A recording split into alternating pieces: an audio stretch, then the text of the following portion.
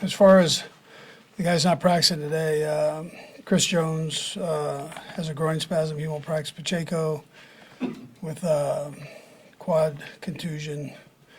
And then Rasheed's got a little bit of a hamstring that he tweaked in the game. And then Legarius with the calf will give him time to let that heal through there.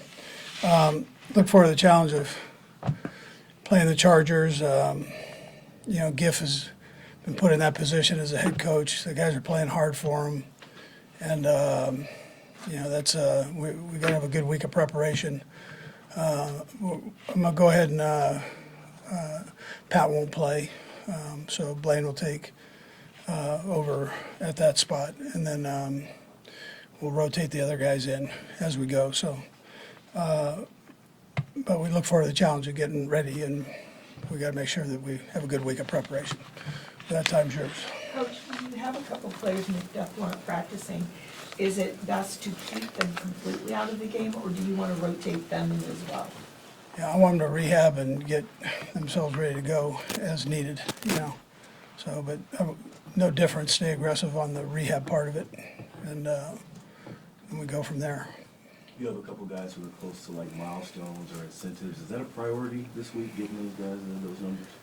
Yeah, it depends, depends on what the milestone is. Let's say it's an 8th straight 1,000-yard season. We'll see how that goes.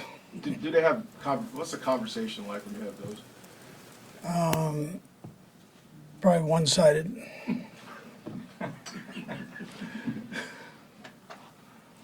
Andy, it certainly seemed like some quick read stuff on Sunday, maybe some just quicker stuff in general. Was that by design, and is that something you can see moving forward? Yeah, listen, they give us an opportunity to do that.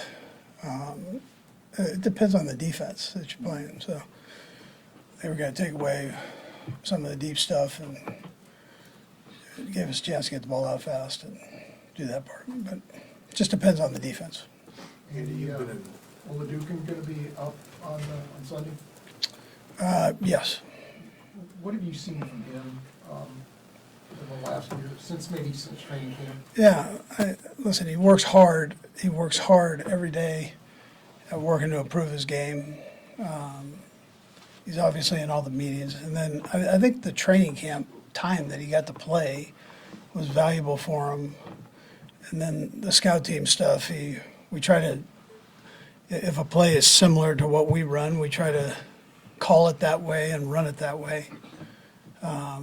So the defense gets a real fast look at something that the other side knows. So, You're going to try to get him in the game? I don't know about that. I just have to see how things go. Andy, you've got a lot of guys that are trying to impress you and the coaching staff to get some play time into playoffs with this game. What do you want to see out of those guys that are kind of in the back end that are going to get this opportunity Sunday? Yeah, well, they're going to be front end and back end playing, so you can't have everybody not play. So, but I expect them.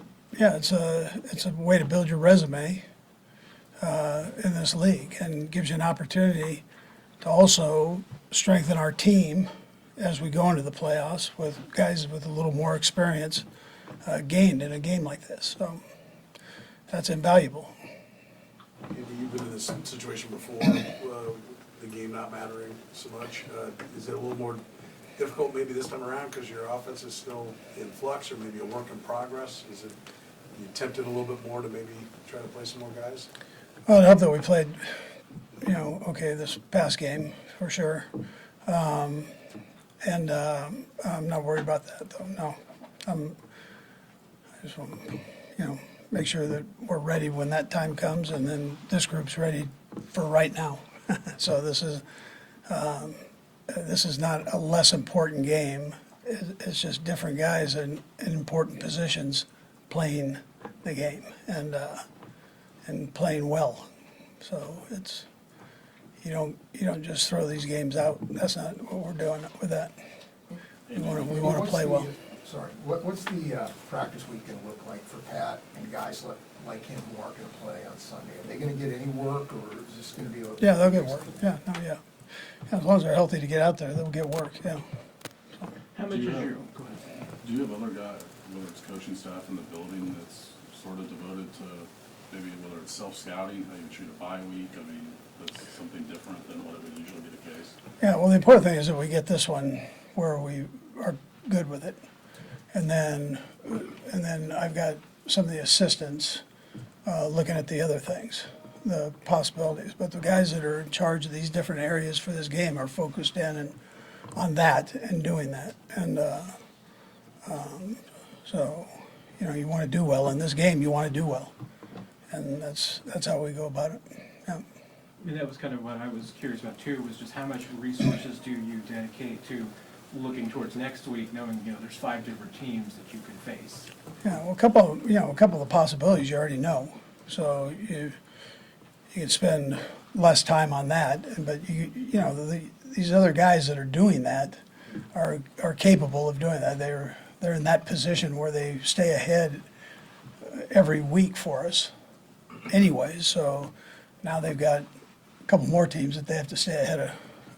That's all right, spend the time at it and do it, dig in, and then you can give us the information down the road.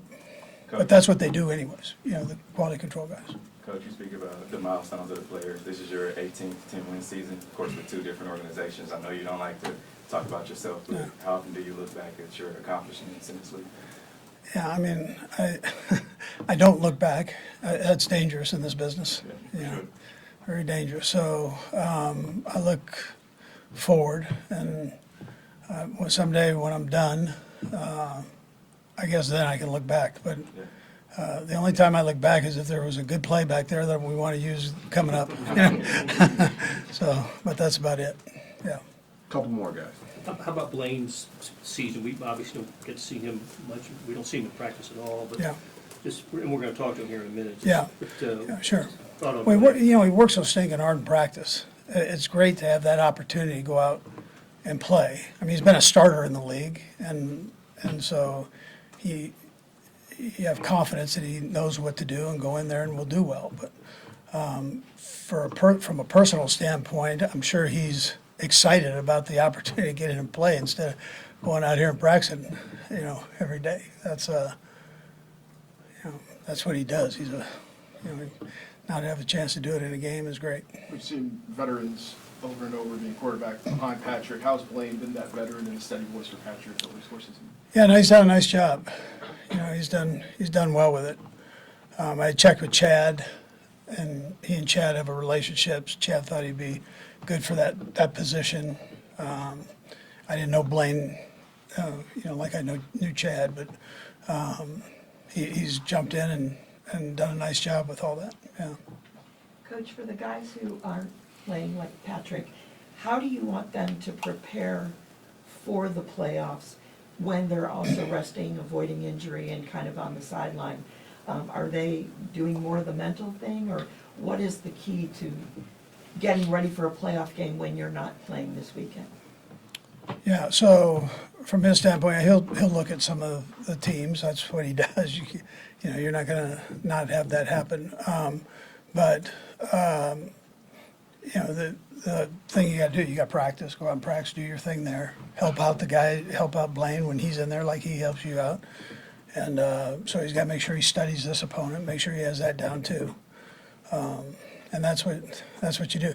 You only have so many elevations. So if Blaine goes out and tweaks his ankle, then you got to be ready to put the uniform on and at least be out there and in a position. So that's how that goes. But where you can function.